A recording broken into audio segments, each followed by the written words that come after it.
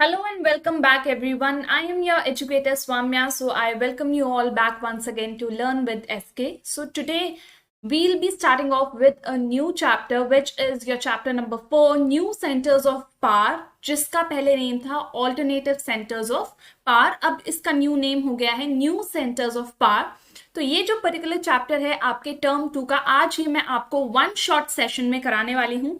So make sure कि आप ये वीडियो एंड तक देख रहे हैं ताकि आपकी सारी कंसेप्चुअल क्लैरिटी हो जाए. Okay, so without any further adieu let's get started with a short introduction of this chapter कि इस चैप्टर में हम क्या क्या पढ़ने वाले हैं. सो हमें पता है कि दो सुपर पावर्स थे, यूएसए एंड यूएसएसआर, राइट? इतना तो आपको मालूम है. यूएसए एंड यूएसएसआर दो सुपर पावर्स थे, जिसमें से जो यूएसएसआर था वो क्या हो गया था, डिसइंटीग्रेट हो गया था, है ना. उसके बाद एक ही सुपर पावर बची, जो कि थी कौन सी, यूएसए. जब ये दोनों पावर्स एग्जिस्ट करती थी तब वर्ल्ड क्या कहलाता था, बाइपोलर. क्या कहलाता था, बाइपोलर. यानी कि ये दो पोल्स थे, कौन से, एक साइड था यूएसए और दूसरी साइड था यूएसएसआर. और उसके बाद जब यूएसएसआर डिसइंटीग्रेट हो गया, यानी कि कोलैप्स हो गया, उसके बाद सिर्फ एक ही सुपर पावर बची, जो कि थी यूएसए.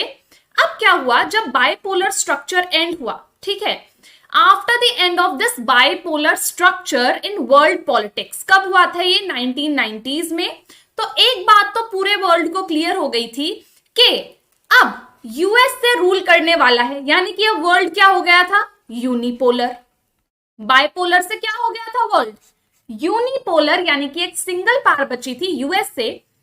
तो ऐसे में सबको पता था कि भाई यूएसए के पास काफी ज्यादा डोमिनेंट हैंड है इस टाइम पे. क्यों, क्योंकि वो सबसे लार्जेस्ट इकोनॉमी है और वो वर्ल्ड पॉलिटिक्स को बहुत ज्यादा इन्फ्लुएंस कर सकता है और अपना जो डोमिनेंस है वो बाकी के रीजन्स पे दिखाने की कोशिश कर सकता है. तो ऐसे में सभी को पता था कि यूएसए की पावर हमें कुछ ना कुछ ऐसा करना पड़ेगा जिससे हम यूएसए की पावर को क्या कर सके, लिमिट कर सके. तो ऐसे में क्या हुआ, इसका एक सॉल्यूशन निकाला गया कि ऐसी कौन सी स्ट्रैटेजी अडॉप्ट की जाए जिससे कि ये जो यूनिपोलर सिस्टम है इसको एक चैलेंज दिया जा सके. यानी कि यूएसए की पावर को चैलेंज देने के लिए कौन आए, alternative centres of political and economic power. ठीक है, ये माना गया कि सिर्फ ऑल्टरनेटिव सेंटर्स ही वो एक तरीका है जिसकी वजह से अमेरिका की जो डोमिनेंस है इसको क्या किया जा सकता है, लिमिट किया जा सकता है या फिर कंट्रोल किया जा सकता है. अब ऐसे में एक क्वेश्चन अराइज हुआ कि ये ऑल्टरनेटिव सेंटर्स ऑफ पावर क्या है. ऑल्टरनेटिव सेंटर्स ऑफ पावर का मतलब है ऑल्टरनेटिव ऑप्शन, आप मान लीजिए. यानी कि यूएसए तो चाह ही रहा था कि वो पूरे वर्ल्ड पे रूल करे, लेकिन ऐसे में उसको चैलेंज देने के लिए ऐसे ऑल्टरनेटिव सेंटर्स ऑफ पावर बने जो कि यूएसए की पावर के साथ कंपीट करने वाले थे इन वर्ल्ड पॉलिटिक्स. सो ऐसे में जो ऑल्टरनेटिव सेंटर्स ऑफ पावर बने वो कौन कौन से थे, यूरोप में एस्टैब्लिश हुई यूरोपियन यूनियन, ठीक है. उसके बाद एशिया में एस्टैब्लिश हुई ASEAN, association of south east Asian Nations. And ये जो दो हम कह सकते हैं ऑल्टरनेटिव सेंटर्स ऑफ पावर हैं, ये क्यों फॉर्म हुई थी, ये इसलिए फॉर्म हुई थी ताकि ये क्या कर सके, यूएसए की पावर के साथ कंपीट कर सके और यूएसए की हेजेमनी को थोड़ा बहुत लिमिट करने की कोशिश कर सके.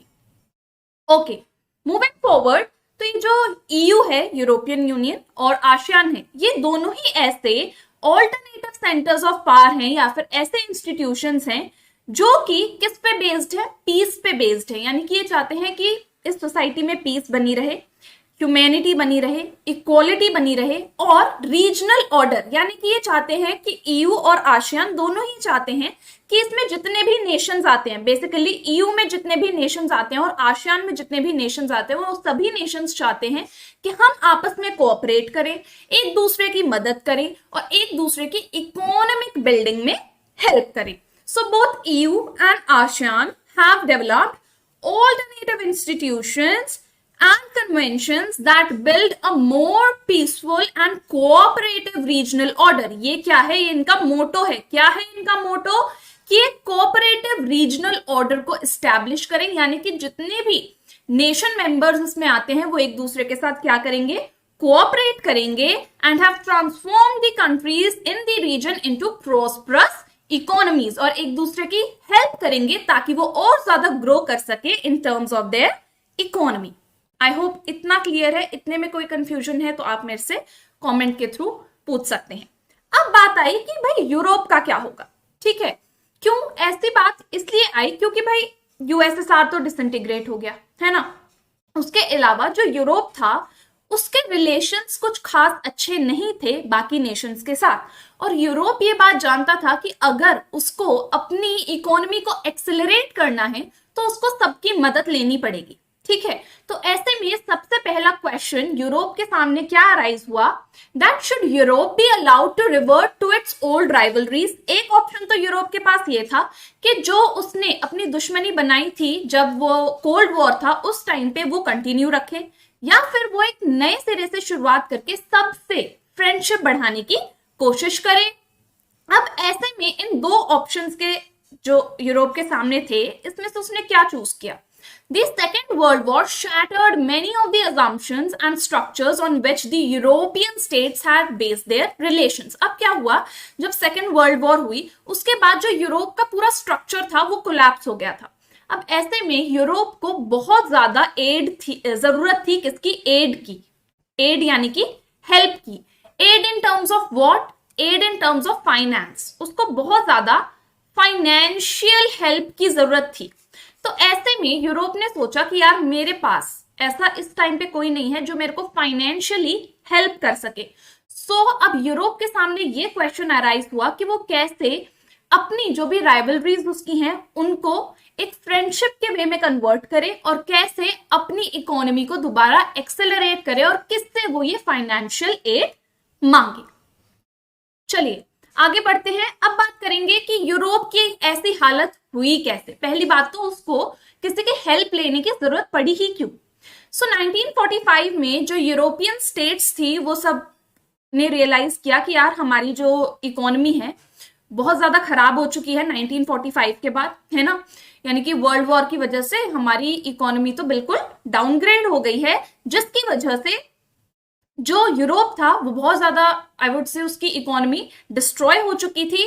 और अब यूरोप को ऐसे एक आई वुड से एक ऐसे नेशन की तलाश थी जो उसकी हेल्प कर सके, एक ऐसे फ्रेंड की तलाश थी जो उसको एड कर सके। सो इन 1945 the European states confronted the ruin of their economy. सबसे पहली बात तो यूरोपियन स्टेट्स ने ये रियलाइज किया कि भाई एक्चुअल में हमारी इकोनॉमी पूरी तरीके से रूइन हो चुकी है, and the destruction of the assumptions and structures on which Europe had been founded.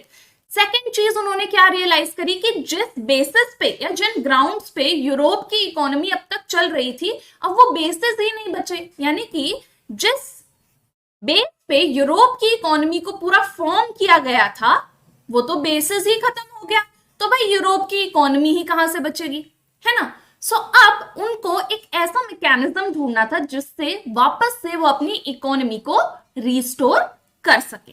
Okay, सो यहाँ पे जब यूरोप की इकोनॉमी बिल्कुल ऐसी हालत में है कि भाई उनके पास कुछ बचा ही नहीं है, तो ऐसे में जस्ट इमेजिन कि ये कोई मूवी चल रही है, यूरोप की इकोनॉमी बिल्कुल ही खराब हो चुकी है। ऐसे में उसको किसी ऐसे पर्सन की जरूरत है जो उसकी हेल्प कर दे, फाइनेंशियली उसकी हेल्प कर दे, उसको थोड़े पैसे दे दे और वो अपनी इकोनॉमी को दोबारा से एक्सेलरेट कर सके। तभी उसकी हेल्प करने कौन आता है, यूएसए। किसके साथ, अपने मार्शल प्लान के साथ। किसके साथ, मार्शल प्लान के साथ। सो ऐसे में जब यूरोप की इकोनॉमी इतने ज्यादा डाउनफॉल में थी तब अमेरिका ने उसको मैसिव फाइनेंशियल हेल्प करी ताकि यूरोप अपनी इकोनॉमी को रिवाइव कर सके, दोबारा से अपलिफ्ट कर सके under what was called the Marshall plan. ये आपको याद रखना है, इंपॉर्टेंट है। 1 मार्कर्स या 2 मार्कर्स में आपसे पूछ सकते हैं कि मार्शल प्लान क्या था और किसका ये प्लान था, ठीक है। तो ये यूएसए का प्लान था और किसकी हेल्प के लिए बनाया गया था, यूरोप की हेल्प के लिए। कौन सी help, financial help. So under Marshall plan के अंडर ओईईसी को एस्टैब्लिश किया गया। तो भाई ये ओईईसी क्या है, ओईईसी का मतलब था Organisation of European Economic Cooperation. Basically इसके अंदर ये डिसाइड हुआ कि जितने भी यूरोपियन स्टेट्स हैं वो आपस में एक दूसरे की हेल्प करेंगी ताकि वो एक साथ अपना अपलिफ्टमेंट कर सके। सो ये जो ओईईसी था इसको 1948 में स्टैब्लिश किया गया ताकि जितनी भी वेस्टर्न यूरोपियन स्टेट्स हैं जिनकी इकोनॉमी डिस्ट्रॉय हो चुकी है उनको दोबारा से अपलिफ्ट किया जा सके। So it became a forum where the Western European states began to cooperate on trade and economic issues। चलिए ये तो बिल्कुल बेसिक सी चीज है कि अगर किसी कंट्री को अपनी इकोनॉमी को ग्रो करना है वो भी बहुत कम समय में और बहुत तेजी से, तो ऐसे में एक ऐसा सिंगल फैक्टर है जिसपे हर कंट्री रिलाई करेगी और वो है ट्रेड। अपने ट्रेड को वो करना स्टार्ट करेंगे ताकि ज्यादा से ज्यादा इंपोर्ट और एक्सपोर्ट के थ्रू वो पैसा अपनी कंट्री में ला सके, स्पेसिफिकली एक्सपोर्ट करके, यानी कि अपने यहाँ का माल बाहर बेच के, है ना। तो ऐसे में क्या हुआ, जो यूरोपियन स्टेट्स थी उन्होंने भी क्या सोचा कि भाई हम सभी जितनी भी हम यूरोपियन स्टेट्स हैं हम एक दूसरे की हेल्प करेंगे ताकि हम ज्यादा से ज्यादा ट्रेड कर सकें और ज्यादा से ज्यादा फाइनेंस अपनी कंट्री में लेके आ सके। सो ऐसे में उन्होंने अलग अलग एरियाज में, नॉट जस्ट इकोनॉमिक बट अलग अलग डोमेन्स में एक दूसरे को कोऑपरेट करना स्टार्ट किया। सो पहला डोमेन हम पढ़ने वाले हैं which is the political cooperation. Okay, so ऐसे में पॉलिटिकल कोऑपरेशन करने के लिए क्या फॉर्म हुआ, द काउंसिल ऑफ यूरोप। ठीक है, कब फॉर्म हुआ था, 1949 में। अगेन ये 1 मार्कर्स में आपसे पूछ सकते हैं, याद रखना है आपको। ये भी क्यों फॉर्म हुआ था, एक ही सिंगल रीजन है इस सब चीजों का, ताकि यूरोप की इकोनॉमी को एक्सेलरेट किया जा सके। सो ये फॉर्म हुआ था ताकि पॉलिटिकली कोऑपरेट कर सके जितनी भी यूरोपियन कंट्रीज हैं या यूरोपियन नेशन है, आपस में एक दूसरे के साथ कोऑपरेट कर सके। So this process acquired a political dimension. अभी तक हमने देखा ना सब कुछ इकोनॉमी के अराउंड रिवॉल्व कर रहा है, पैसे, import, export, trade, health, finance, है ना, सब कुछ इसके अराउंड रिवॉल्व कर रहा है। लेकिन अचानक से पॉलिटिक्स कहां से आ गई, पॉलिटिक्स अचानक से तब आई जब यूरोपियन पार्लियामेंट एस्टैब्लिश हुआ। ठीक है, अब भाई हमें यह पता है कि यूरोप के सामने ग्रेव प्रॉब्लम है, उसको अपनी इकोनॉमी को तेजी से आगे बढ़ाना है। लेकिन इकोनॉमी को आगे बढ़ाने के लिए जितने भी मेजर डिसीजंस लिए जाएंगे, जो लोग आपस में बैठ के डिसीजन लेंगे, वो ये डिसीजन कहाँ लेंगे, कैसे वो मिलेंगे। सो इसलिए फॉर्म किया गया द यूरोपियन पार्लियामेंट, ताकि जो भी मेजर डिसीजंस हैं वो लिए जा सके। इतना क्लियर है? अगर इतने में कोई भी कंफ्यूजन है तो मेरे को अभी कमेंट करके बता दीजिएगा। चलिए जी आगे बढ़ते हैं। यूरोपियन पार्लियामेंट फॉर्म हुआ, उसके बाद इस्टेब्लिश हुई हमारी यूरोपियन यूनियन। ठीक है, अब यूनियन हमें पता है, यूनियन मतलब ग्रुप। ठीक है, यूरोप का एक ग्रुप फॉर्म हुआ बेसिकली।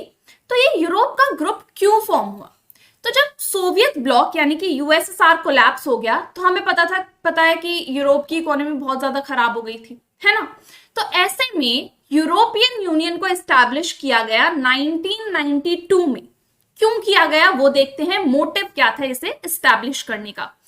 तो ये यूरोपियन यूनियन इसलिए एस्टैब्लिश किया गया ताकि कॉमन फॉरेन और सिक्योरिटी पॉलिसी बनाई जा सके। किसके लिए, जितनी भी यूरोपियन स्टेट्स थी उनकी एक जैसी फॉरेन पॉलिसी होगी और एक जैसी सिक्योरिटी सबको मिलेगी।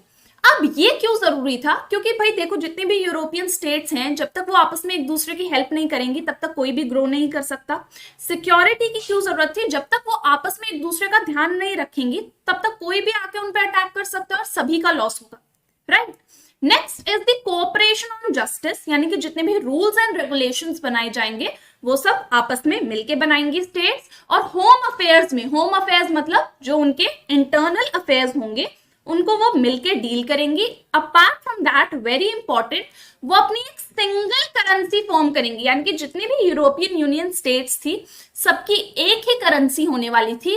कौन सी करेंसी, अगर आपको अभी पता है तो मेरे को जल्दी से कमेंट करके बताओ। ओके, सो अब हम देखेंगे कि कौन कौन से ऐसे न्यू फीचर्स आए जब ईयू फॉर्म हो गया, यूरोपियन यूनियन फॉर्म हो गई। तो यूरोपियन यूनियन के ऐसे कौन कौन से फीचर्स थे जो उसको बाकी यूनियन से या बाकी ग्रुप से अलग बनाते थे। सबसे पहले तो हमें ये पता है कि इकोनॉमिक यूनियन के तौर पे ये फॉर्म हुई थी कि भाई चलो हमें अपनी कंट्री की इकोनॉमिक ग्रोथ करनी है, हमें अपनी कंट्री की इकोनॉमी को एक्सेलरेट करना है। लेकिन पॉलिटिकल यूनियन में कन्वर्ट हो गई कब? जब पार्लियामेंट बना, याद रखना है आपको, ठीक है। तो एक शिफ्ट देखा गया from economic union to political union. इसके अलावा जितनी भी यूरोपियन यूनियन की स्टेट्स थी, they started acting as a nation state.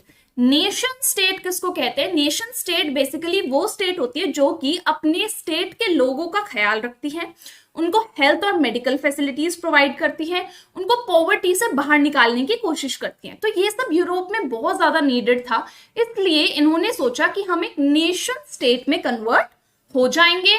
इसके अलावा यूरोपियन यूनियन ने अपना खुद का एक फ्लैग बनाया, हैज इट्स ओन फ्लैग। आज तक भी उनका अपना खुद का एक फ्लैग है, उनका एक खुद का एंथम है, उनकी फाउंडिंग डेट है और उनकी खुद की करेंसी है। कौन सी? जो मैंने आपसे पूछा था, उनकी करेंसी का नेम है यूरो। ये बहुत इजी है याद रखना, यूरोपियन यूनियन, यूरोप से euro, okay.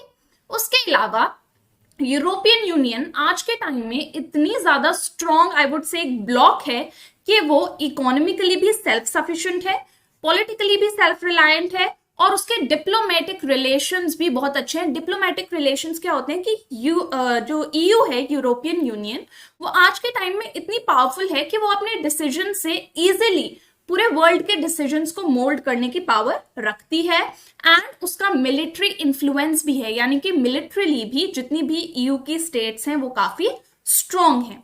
The EU is the world's second biggest economy with a GDP of more than $17 trillion in 2016. 2016 में इनका GDP कितना था? More than $17 trillion. Next to that of USA, यानी कि सबसे टॉप पे किसका था? USA। और USA के बाद ऐसे में इस टाइम पे जो सबसे, I would say, second super power बनने की पोजीशन में है वो कौन है? EU। अच्छा, अब उनकी जो करेंसी है वो कौन सी है? यूरो। और यूरो आज के टाइम में इतनी स्ट्रांग हो गई है कि वो डॉलर को, डॉलर किसकी करेंसी है? यूएसए की। तो आज के टाइम में यूरो इतनी पावरफुल है कि वो डॉलर को एक चैलेंज दे सकती है और अपनी डोमिनेंस शो कर सकती है। इंपॉर्टेंट ब्लॉक है आज के टाइम में यूरोपियन यूनियन, किसमें? इंटरनेशनल इकोनॉमिक ऑर्गेनाइजेशंस में, यानी कि जितने भी ऐसे इकोनॉमिक ऑर्गेनाइजेशन हैं जैसे कि WTO हो गया, IMF हो गया, इनमें जो यूरोपियन यूनियन है उसका काफी अच्छा से है, काफी रिस्पेक्ट है ईयू की। इसके अलावा ईयू की पॉलिटिकल और डिप्लोमेटिक इन्फ्लुएंस बहुत ज्यादा है। जैसे मैंने बताया कि वो अपने जो डिसीजंस है उनसे बाकी के लोगों के डिसीजंस को इजीली मोल्ड करने की पावर रखती है। One member of EU, that is France, holds permanent seat on the UN security council. हम सबको पता है कि यूएन सिक्योरिटी काउंसिल में सीट पाना कितना मुश्किल होता है, कितने सारे पैरामीटर्स से गुजरना पड़ता है अगर आपको या फिर किसी नेशन को यूएन सिक्योरिटी काउंसिल में सीट चाहिए। और ईयू का एक मेंबर फ्रांस, ये पर जो प्रोमिनेंट पोजीशन है of the permanent member of the UN security council, वो पोजीशन को होल्ड करता है। अगर हम बात करें कि मिलिट्रीली कितना पावरफुल है यूरोपियन यूनियन, तो ऐसे में जो ईयू की आज के टाइम में कंबाइंड मिलिट्री फोर्सेस हैं वो सेकेंड लार्जेस्ट है वर्ल्ड में। अगेन आपको बताना है कि फर्स्ट लार्जेस्ट किसकी है, ठीक है। अपार्ट फ्रॉम दैट, इसकी जो स्पेंडिंग है डिफेंस पे, वो यूएसए के बाद सेकंड नंबर पे सबसे ज्यादा ये अपने डिफेंस पे स्पेंड करते हैं।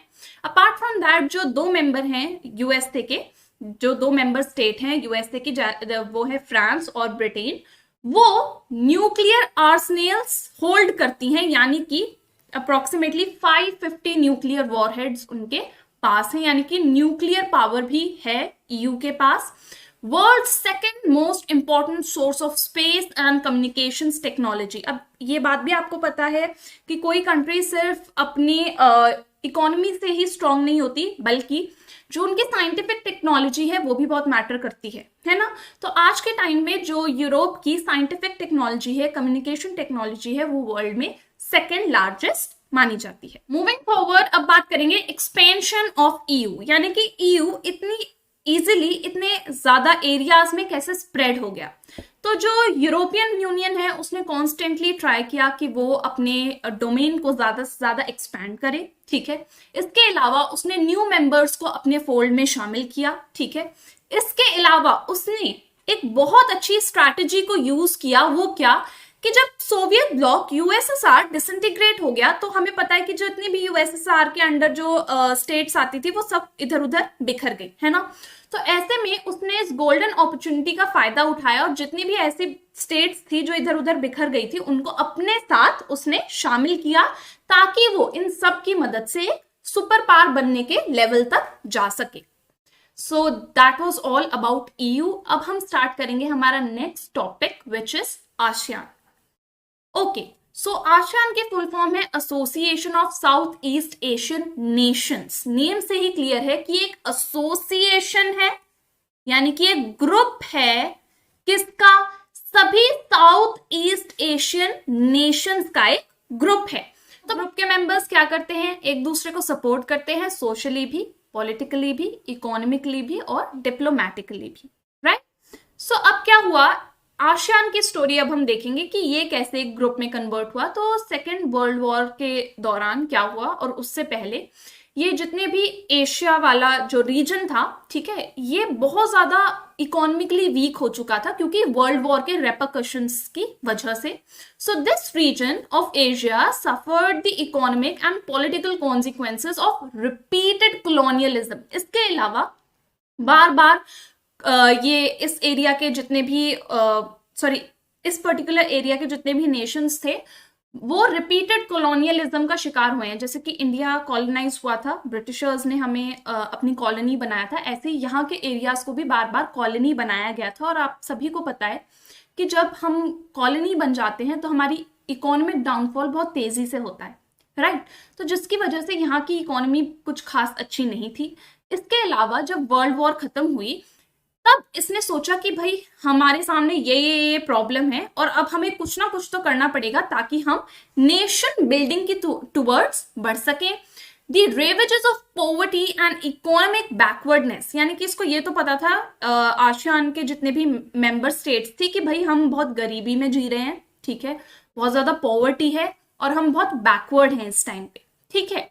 And the pressure to align with one great power, और उस टाइम पे कोल्ड वॉर भी चल रही थी तो इनके ऊपर ये भी प्रेशर था कि भाई अब हम यूएसए की तरफ जाएं या यूएसएसआर की साइड जाएं, ठीक है। तो यानी कि बहुत सारी मल्टीपल प्रॉब्लम से आसियान नेशंस डील कर रहे थे। आसियान ऐसे में आसियान एस्टैब्लिश हुआ 1967 में और इसकी 5 मेंबर कंट्रीज थी। कौन सी, Indonesia, Malaysia, Philippines, Singapore and Thailand, ठीक है। अब ये साइन कैसे एक साथ कैसे आई, बाय साइनिंग बैंकॉक डिक्लेरेशन। ये आपको याद रखना है कौन सा डिक्लेरेशन इन्होंने साइन किया था, बैंकॉक डिक्लेरेशन। अब ये जो आसियान है ये क्यों फॉर्म हुआ, ये इसलिए फॉर्म हुआ ताकि एक्सेलरेट मतलब तेजी से बढ़ाई जा सके क्या, इकोनॉमिक ग्रोथ। कैसे, सोशल प्रोग्रेस के थ्रू, यानी कि एक दूसरे को सोशली सपोर्ट करेंगे और एक दूसरे के कल्चरल डेवलपमेंट में हेल्प करेंगी ये 5 कंट्रीज, ठीक है। इसके अलावा आसियान का ऑब्जेक्टिव क्या था, टू प्रमोट रीजनल पीस, कि जितने भी रीजन आते हैं आसियान में वो सब एक दूसरे के साथ पीस एंड हार्मनी से रहेंगे और स्टेबिलिटी बना के रखेंगे। और किस पे बेस्ड था ये, लॉ पे, यानी कि लॉ एंड ऑर्डर के हिसाब से ही वो लोग वर्क करेंगे जो कि लेट डाउन थे किसमें, यूनाइटेड नेशंस चार्टर में। इसके अलावा ब्रूनी दरुसलाम, वियतनाम, लाओ PDR, Myanmar and Cambodia joined ASEAN taking its strength to 10। तो हमने देखा कि भाई 5 मेंबर कंट्रीज से स्टार्ट हुआ था, उसके बाद दरुसलाम, वियतनाम, लाओ पीडीआर, म्यांमार, कंबोडिया, ये जब ऐड हुई इसमें तो इसकी स्ट्रेंथ कितनी हो गई थी, 5 से 10 मेंबर्स पे आ गई थी। इसके अलावा जो आसियान का सिक्योरिटी कम्युनिटी है वो किस पे बेस्ड था, टेरिटोरियल डिस्प्यूट्स पे। बेसिकली इन्होंने ये सोचा कि हम लोग आपस में कभी भी एक दूसरे को के साथ टेरिटोरियल डिस्प्यूट नहीं करेंगे और कभी भी अगर कोई डिस्प्यूट छोटा मोटा हो भी जाता है हमारे बीच तो हम उसको इतना नहीं बढ़ाएंगे कि वो एक आर्म्ड कन्फ्रंटेशन में बदल जाए। आर्म्ड कन्फ्रंटेशन मतलब कभी भी हम लोग एक दूसरे के ऊपर हथियार नहीं उठाएंगे, ठीक है। अब खुद सोचो कि अगर आसियान मेंबर्स में कोई डिस्प्यूट हो भी जाता है इन 10 लोगों में या 10 नेशंस में आपस में, तो अगर ये एक दूसरे पे ही अटैक करने लगेंगे तो क्या ये ग्रुप की तरह या एक ग्रुप की तौर पे एक्ट कर पाएंगे? नो। इसीलिए इन्होंने पहले से ही डिसाइड किया कि हम कभी भी आर्म्ड कन्फ्रंटेशन की तरफ नहीं बढ़ेंगे. ASEAN is the only regional association in Asia that provides a political forum. Forum मतलब पॉलिटिकल प्लेटफॉर्म की तरह आप समझ लीजिए कि आसियान इकलौता एशिया में ऐसा पॉलिटिकल प्लेटफॉर्म है जहां पे जितनी भी एशियन कंट्रीज है वो आके अपनी प्रॉब्लम्स को डिस्कस कर सकती हैं, अपनी ग्रीवियंसेस को शेयर कर सकती हैं और अपने सिक्योरिटी कंसर्न्स को एक दूसरे के साथ शेयर कर सकती हैं, क्योंकि उनको पता है कि हम यहाँ पे एक दूसरे की हेल्प करने के लिए ही आए हैं और एक दूसरे के साथ कोऑपरेट करने के लिए ही. ASEAN countries have celebrated what has become known as the ASEAN Way. So ASEAN Way कहलाता है क्या? बेसिकली आसियान वे उस चीज को नेम दिया गया है जिस वे में ये एक दूसरे के साथ कोऑपरेट करते हैं और एक दूसरे की हेल्प करते हैं, जिस वे में ये एक दूसरे के साथ ये जितनी भी कंट्रीज है इंटरैक्ट करती है. और ये जो इंटरैक्शन का वे ही है ये कैसा है? इनफॉर्मल है. अब सोचो कि इनफॉर्मल और फॉर्मल वे में क्या फर्क है. फॉर्मल मतलब आप अपने दुख दर्द को इतना ज्यादा ओपनली एक्सप्रेस नहीं कर सकते, लेकिन अगर ऐसा होगा तो क्या ये एक दूसरे की हेल्प कर पाएंगे? नहीं. इसीलिए इन्होंने अपना वे कैसे रखा है? इनफॉर्मल, कि एक दूसरे की प्रॉब्लम्स को ये फ्रेंड की तरह समझ सके. नॉन कन्फ्रंटेशनिस्ट, जैसा हमने पहले डिस्कस किया कि इन्होंने पहले से डिसाइड किया है कि हम एक दूसरे को कभी कन्फ्रंट नहीं करेंगे, बल्कि क्या करेंगे? एक दूसरे को कोऑपरेट करेंगे, एक दूसरे की हेल्प करेंगे. ASEAN broadened its objectives beyond the economic and social spheres. तो ASEAN ने सिर्फ इकोनॉमी पे ही कंट्रीब्यूट ना करके या फिर सोशली ही कंट्रीब्यूट ना करके और एरियाज में भी एक दूसरे की हेल्प और कोऑपरेट करने की कोशिश करी है. जैसे कि सिमिलरली कैसे? जैसे EU ने किया था. इसके अलावा जो आसियान कम्युनिटी है वो किस पे बेस्ड है? उसके 3 पिलर्स हैं. पहला क्या है? आसियान सिक्योरिटी कम्युनिटी, यानी कि सिक्योरिटी में हेल्प करेंगे एक दूसरे की. आसियान इकोनॉमिक कम्युनिटी, एक दूसरे को इकोनॉमिकली अपलिफ्ट करने की कोशिश करेंगे. And ASEAN socio cultural community, यानी कि एक दूसरे के सोशल बैकग्राउंड्स और कल्चर्स की रिस्पेक्ट करेंगे. ठीक है. 2003 तक आते आते ASEAN had several agreements in place by which member states promised to uphold peace, neutrality, cooperation, non-interference and respect for national differences and sovereign rights. Very very important. यानी कि जितने भी आसियान मेंबर्स हैं उन्होंने एक दूसरे से प्रॉमिस किया कि हम अपने एरिया में पीस बना के रखेंगे, एक दूसरे के साथ न्यूट्रल रहेंगे, कभी बायस नहीं होंगे, एक दूसरे को कोऑपरेट करेंगे, एक दूसरे के पर्सनल मैटर्स में कभी इंटरफेयर नहीं करेंगे, एक दूसरे के जो नेशन है उसकी रिस्पेक्ट करेंगे, डिफरेंसेस की रिस्पेक्ट करेंगे और सोवरेन राइट्स को मेंटेन करके रखेंगे. नेक्स्ट हमारा जो ऑर्गेनाइजेशन है दैट इज सार्क. सार्क क्या है? South Asian association of regional cooperation. Again ये भी जो एसोसिएशन है क्यों फॉर्म हुआ? ताकि जो रीजनल एरियाज हैं वो एक दूसरे के साथ कोऑपरेट कर सके. कौन से रीजन के? साउथ एशिया के. ठीक है. तो बेसिकली ये जो south Asian association of regional cooperation, जिसको हम सार्क बोलते हैं, ये इकोनॉमिक और पॉलिटिकल ऑर्गेनाइजेशन है जिसमें 8 कंट्रीज शामिल हैं. कहाँ की? साउथ एशियन रीजन की. ठीक है. 1985 में इसको फॉर्म किया गया, जिसमें जो 8 कंट्रीज शामिल हुई वो कौन कौन सी थी? Bangladesh, Bhutan, India, Maldives, Nepal, Pakistan and Sri Lanka. ठीक है. इन्होंने चार्टर को साइन करके फॉर्मली सार्क को एस्टैब्लिश किया. इसके बाद ये तो 7 मेंबर्स ही हुए. 8वां मेंबर कौन बना? अफगानिस्तान. ठीक है. अफगानिस्तान ने एज 8th मेंबर सार्क को ज्वाइन किया. कब? In the year 2007.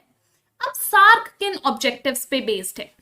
जो सार्क है वो चाहता है कि ये जो साउथ एशियन, अब ये बात आपको याद रखनी है कि ये साउथ एशियन रीजन का एक ग्रुप है, तो ये सिर्फ साउथ एशिया के बारे में ही सोच रहा है. ठीक है. तो ये चाहते हैं कि जितने भी साउथ एशिया जो रीजन के लोग हैं, ठीक है, वो वेलफेयर हो उनका, ठीक है, उनकी इकोनॉमिक ग्रोथ हो और उनकी जो क्वालिटी ऑफ लाइफ है उसको ज्यादा से ज्यादा ये लोग अपलिफ्ट कर सके और इम्प्रूव कर सके. It wants to accelerate its economic growth, social progress, cultural development in the region by providing all individuals the opportunity to live in dignity.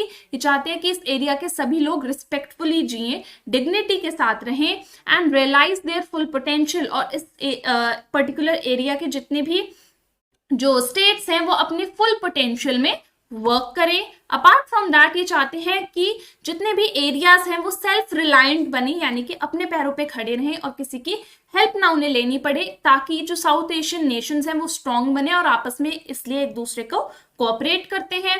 They also contribute to mutual trust, understanding and appreciation of one another's problem. एक दूसरे की problem को समझते हैं, help करते हैं, एक दूसरे की स्ट्रेंथ्स को अप्रिशिएट करते हैं, एक दूसरे पे ट्रस्ट करते हैं। promote active collaboration and mutual assistance in the economic, social, cultural, technical and scientific fields। इसके अलावा एक दूसरे की हेल्प करते हैं इन social domains, cultural domains, technical domains and scientific fields।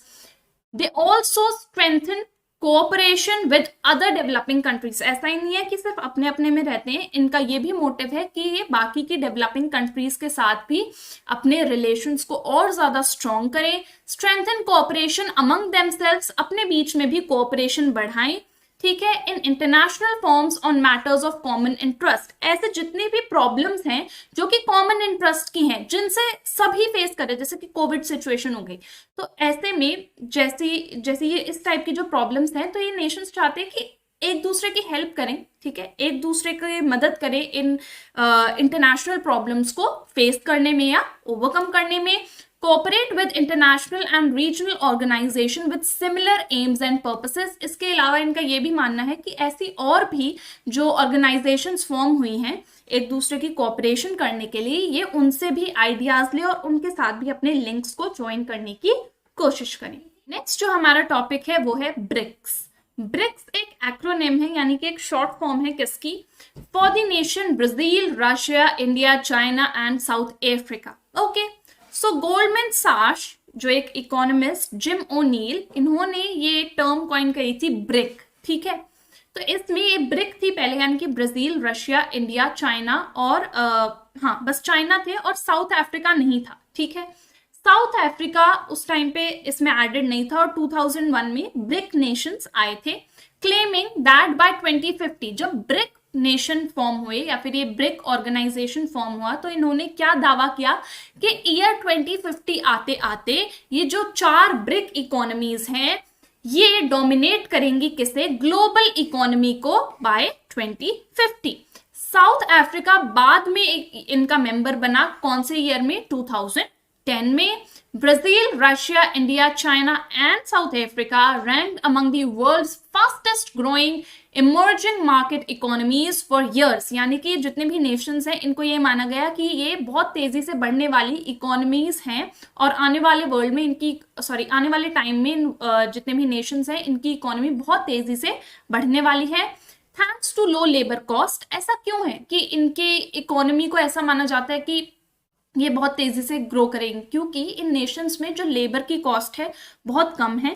Demographic area, यानी कि जो इनका डेमोग्राफी है वो बहुत ज्यादा फेवरेबल है population wise, area wise. Apart from that यहाँ पे जो नेचुरल रिसोर्सेज अवेलेबल है इन एरियाज में वो अबंडेंस में है, ठीक है, जिसको ये अच्छे से एक्सप्लॉइट कर सकते हैं, यूज कर सकते हैं at a time of a global commodities boom. और ये माना जाता है कि यहाँ पे जो ग्लोबल कमोडिटीज है वो बहुत ज्यादा अबंडेंस में अवेलेबल हैं। मूविंग फॉरवर्ड, नेक्स्ट हमारा जो टॉपिक है वो है the rise of the Chinese economy. अब ये वाला जो पर्टिकुलर टॉपिक है ये एंड में आपकी बुक में गिवन है, जिसमें ये गिवन है कि जो चाइना की इकोनॉमी है वो इन रिसेंट ईयर्स में इतनी तेजी से कैसे ग्रो कर गई, तो वो अब हम देखेंगे।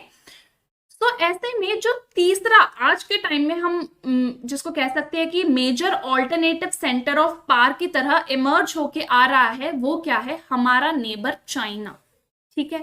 ये बात तो आप सब लोग भी एग्री करेंगे इस बात से कि चाइना बहुत तेजी से अपनी इकोनॉमी को ग्रो कर रहा है। चाइना's economic success since 1978 had been linked to its rise as a great power। 1978 के बाद से जिस तेजी से चाइना की इकोनॉमी ग्रो हुई है, ऐसा माना जाता है कि वो आने वाले टाइम की एक सुपर पावर बन सकता है। China has been the fastest growing economy since the reforms first began there। यानी कि जब से वहां पे रिफॉर्म्स होने शुरू हुए हैं वहां की इकोनॉमी बहुत तेजी से बढ़ती जा रही है। और ऐसा माना जाता है आज के टाइम में कि ईयर 2040 आते आते जो चाइना है वो यूएसए की इकोनॉमी को भी ओवर पार कर जाएगा और वर्ल्ड्स लार्जेस्ट इकोनॉमी बन जाएगा। Can you believe that? अगर आपको लगता है ऐसा हो सकता है तो कमेंट करके यस और नो बताओ। The strength of its economy together with other factors such as population, land mass, resources, regional location and political influence, यानी कि ऐसे कौन कौन से वो आई वुड से की पॉइंट्स हैं जिनकी वजह से चाइना की इकोनॉमी इतनी तेजी से बढ़ रही है। वहां की पॉपुलेशन हम सबको पता है कि कितनी ज्यादा है, लैंड मास बहुत ज्यादा एरिया है उनके पास, रिसोर्सेज है उनके पास, रीजनल लोकेशन उनकी बहुत अच्छी है और पॉलिटिकल इन्फ्लुएंस भी, यानी कि पॉलिटिकली भी चाइना बहुत ज्यादा एक्टिव है, जिसकी वजह से वो ये सभी फैक्टर्स चाइना को एक powerful I would say super power बनने में कंट्रीब्यूट कर रही हैं। After the inception of the People's Republic of China in 1949, following the Communist Revolution under the leadership of Mao, तो ये हम सबको पता है कि माओइस्ट ग्रुप ने वहां पे कम्युनिस्ट रेवोल्यूशन लाने की कोशिश करी थी। उसके बाद से जो वहां की इकोनॉमी है वो किस पे बेस्ड है? सोवियत मॉडल पे बेस्ड है। सोवियत मॉडल इकोनॉमी क्या था? जिसमें सोशल वेलफेयर, जो यूएसएसआर वाला मॉडल है हमारा, जिसमें हम देखते हैं सोशल वेलफेयर हो, सबका भला हो, इक्वालिटी हो, है ना, और सब कुछ स्टेट ओन्ड हो, सब कुछ गवर्नमेंट के हैंड्स में हो, तो इस मॉडल पे बेस्ड है। The model was to create a state owned heavy industry sector from the capital accumulated from agriculture, यानी कि ये मानते हैं कि हैवी इंडस्ट्रीज वाले सेक्टर को बनाया जाए और वो उन सेक्टर्स को बनाने के लिए जो पैसा है वो कहां से लाया जाएगा? एग्रीकल्चर के through. As it was short of foreign exchange that it needed in order to buy technology and goods from the world market. अब चाइना के पास इतने पैसे नहीं थे कि वो वर्ल्ड मार्केट से टेक्नोलॉजी खरीद सके, तो इसीलिए चाइना ने क्या सोचा? China decided to substitute imports by domestic goods. Smart move, यानी कि चाइना ने सोचा कि अब हम कुछ भी इंपोर्ट नहीं करेंगे, ऐसी कोई भी चीज जो हमें चाहिए और जो हमें पता है कि हमें बाहर से मंगानी पड़ेगी, वो हम बाहर से ना मंगा के चाइना में ही बनाने की कोशिश करेंगे। तभी आप आज के टाइम में देखोगे, आप कोई भी दूसरी चीज उठाओ उस पर लिखा है मेड इन चाइना, राइट? तो चाइना ने सोचा कि मैं सेल्फ रिलायंट बनूंगा। This model allowed China to use its resources to establish the foundations of an industrial economy on a scale that did not exist before. यानी कि जब China ने डिसाइड किया कि वो अपने इंपोर्ट को बंद कर देगा, तो ऐसे में चाइना की इकोनॉमी में एक बूम आया, वो अपनी रिसोर्सेज को बहुत अच्छे से यूज कर पाया। इसके अलावा जब चाइना ने ऐसे डिसाइड किया कि वो सेल्फ रिलायंट बनेगा, तो ज्यादा से ज्यादा एम्प्लॉयमेंट दी गई वहां के लोगों को एम्प्लॉय किया गया फैक्ट्रीज में, ताकि वो सभी गुड्स को बनाया जा सके जिन गुड्स की या जिन चीजों की वहां के लोगों को रिक्वायरमेंट है। Employment and social welfare Employment and social welfare was assured to all citizens and China moved ahead of most developing countries. यानी कि आज के टाइम में जितनी भी डेवलपिंग कंट्रीज है उनमें से सबसे तेजी से जो डेवलपिंग कंट्री आगे बढ़ रही है वो कौन सी है? चाइना है। In educating its citizens, very important, कि सिर्फ इकोनॉमी ही मदद नहीं करती कि हम एक सुपर पावर बने या फिर एक डेवलप्ड कंट्री की तरफ जाएं, एजुकेशन भी एक बहुत इंपॉर्टेंट फैक्टर प्ले करती है। इसीलिए चाइना ने अपने वहां के लोगों को education the, it's citizens, and ensuring better health for them. इसके अलावा हेल्थ एंड न्यूट्रिशन भी बहुत ज्यादा जरूरी है, ताकि जो वहां की पॉपुलेशन है उनको सर्वाइव करवाया जा सके। The Chinese leadership took major policy decisions in 1970s. 1970 में चाइना ने बहुत मेजर डिसीजंस लिए। चाइना ने जैसे कि अपनी जो पॉलिटिकल और इकोनॉमिक आइसोलेशन थी वो खत्म करी और अपने जो रिलेशंस थे वो अच्छे करने की शुरुआत करी। किसके साथ? यूएसए के साथ। 1972 में उसने सोचा कि भाई ऐसे अकेले रह के तो काम नहीं चलेगा, किसी ना किसी की मदद तो मुझे लेनी पड़ेगी, ट्रेड करूं भी तो किसके साथ करूं, है ना? तो ऐसे में जो वहां के प्रीमियर मतलब जो वहां के लीडर थे, कौन? जू एनलाई, उन्होंने एक 4 मॉडर्नाइजेशन थ्योरी सामने लाई। यानी कि 4 मॉडर्नाइजेशन थ्योरी बेसिकली क्या थी कि 4 सेक्टर्स में वो मॉडर्नाइजेशन लाएंगे। कौन से? Agriculture, industry, science and technology और मिलिट्री। ठीक है, तो यानी कि उन्होंने सोचा कि अगर हम इन 4 सेक्टर्स को अपलिफ्ट कर दें तो हमारी इकोनॉमी अपने आप ही अपलिफ्ट हो जाएगी। बाय 1978 द देन लीडर, उस टाइम पे जो लीडर थे कौन थे? डेंग जियाओपिंग। किस टाइम पे? 1978 में उन्होंने ओपन डोर पॉलिसी अनाउंस करी। ओपन डोर पॉलिसी क्या थी कि चाइना ने सबको वेलकम किया कि आइए हमारे साथ ट्रेड करिए, इंपोर्ट एक्सपोर्ट के लिए उसने सबको वेलकम किया, जिसकी वजह से जो चाइना की इकोनॉमिक रिफॉर्म थे वो बहुत तेजी से बढ़ने शुरू हुए। The policy was to generate high productivity by investments of capital, यानी कि चाइना ने लोगों को वेलकम किया कि आइए हमारे यहाँ पैसा लगाइए, ठीक है, और हमारे यहाँ टेक्नोलॉजी भेजिए from abroad. Trade barriers were eliminated, जब ओपन डोर पॉलिसी लगाई जाती है तो ट्रेड बैरियर्स को बहुत ज्यादा कम कर दिया जाता है ताकि लोग इजीली ट्रेड कर सके, इंपोर्ट एक्सपोर्ट इजीली हो सके। इसीलिए चाइना ने स्पेशल इकोनॉमिक जोन्स बनाए, SEZs बनाए, ताकि जो फॉरेन इन्वेस्टर्स थे वो आके इजीली अपनी जो फैक्ट्रीज थी वो चाइना में सेटअप कर सके। इसके अलावा चाइना ने एक बहुत ही मेजर डिसीजन लिया, वो क्या था? Privatisation of agriculture. अब क्या इंडिया में हम ऐसा कर सकते हैं कि एग्रीकल्चर का प्राइवेटाइजेशन कर दें? नहीं, उन्होंने क्या किया कि प्राइवेटाइजेशन कर दिया एग्रीकल्चर का, जिसकी वजह से एग्रीकल्चरल प्रोडक्शन बहुत तेजी से बढ़ गया और रूरल इनकम्स बहुत ज्यादा आनी शुरू हो गई थी। Moving forward, the new trading laws and the creation of SEZ special economic zones जब क्रिएट हुए, नए ट्रेडिंग लॉज जब बने, तो ऐसे में फॉरेन ट्रेड बहुत ज्यादा बढ़ गया। कहाँ? चाइना के अंदर। China has become the most important destination for FDI, foreign direct investment के लिए लोग आजकल कहाँ जाना प्रेफर करते हैं, क्या कहाँ पे अपना पैसा इन्वेस्ट करना प्रेफर करते हैं? चाइना में। Anywhere in the world, it has large foreign exchange reserves that now allow it to make big investment in other countries. अब चाइना के पास बहुत ज्यादा फॉरेन एक्सचेंज रिजर्व है, यानी कि उसके पास इतना पैसा है इन्वेस्ट करने के लिए कि वो बड़ी बड़ी कंट्रीज में अपने उस पैसे को इन्वेस्ट कर सकता है और हाई रिटर्न्स को गेन कर सकता है।